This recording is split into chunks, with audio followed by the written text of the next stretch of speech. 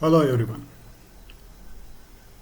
Have you ever wondered why 70% of change management initiatives for organizational transformation fail? This is what McKinsey and Company have identified through their studies. Having spent a large amount of time in organizational transformation, helping various organizations to improve their processes or become more agile, what I have realized is just bringing in a process framework or bringing in a technology intervention is not going to be adequate. While it seems that it is the easiest thing to do, and that's what everybody has been trying to do, we have seen enough results to say that just by doing that is not going to really transform an organization. That is why most of the organizations are still struggling to realize the benefits of implementing various international standards, ISO standards, or frameworks, including the agile methodology.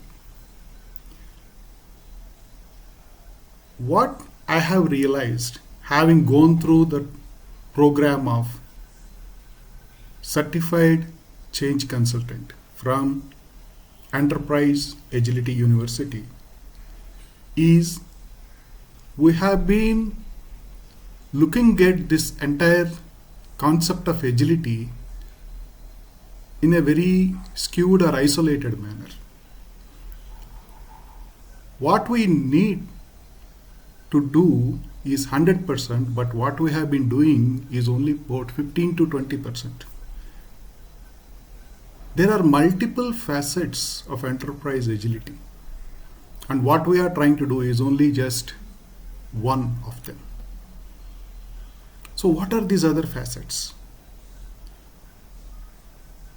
One of the most important things, or rather the foundation for agility, whether it is an individual or a startup or even an enterprise, is mental agility. The individuals must think agile, be agile, so that they can do agile. Without addressing this aspect, just by bringing in a process model is not going to give us results. Second important element here is the social agility. How teams are thinking together, how teams are looking at agility. Are they ready and willing to become agile?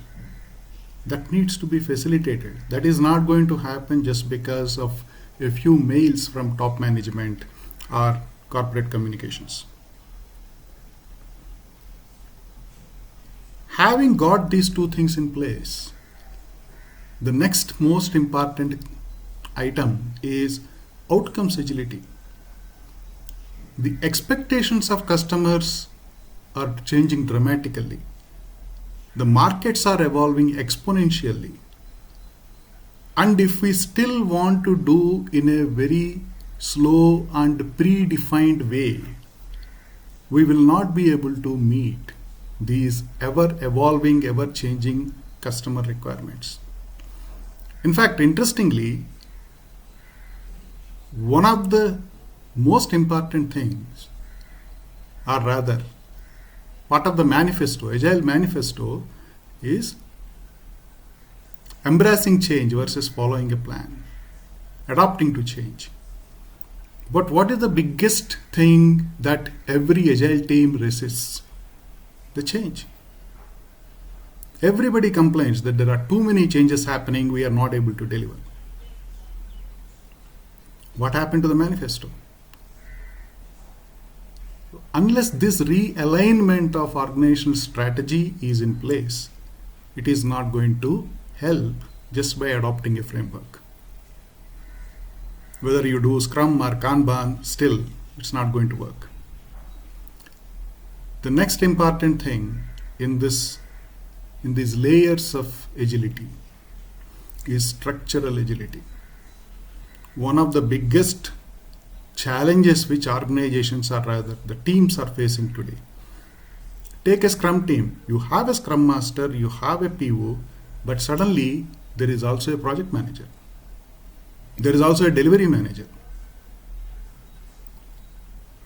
Please think about that. Did we really change the structure? We did not. We just superimposed an additional framework or set of processes on the existing structure, which is not supporting. Because of which, the whole thing is becoming more of a burden or more of a typical ritual you do.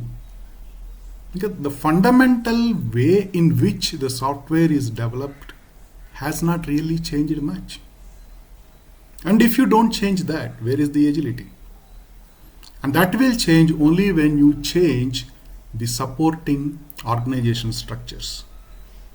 This is one of the biggest challenges today for most of the organizations.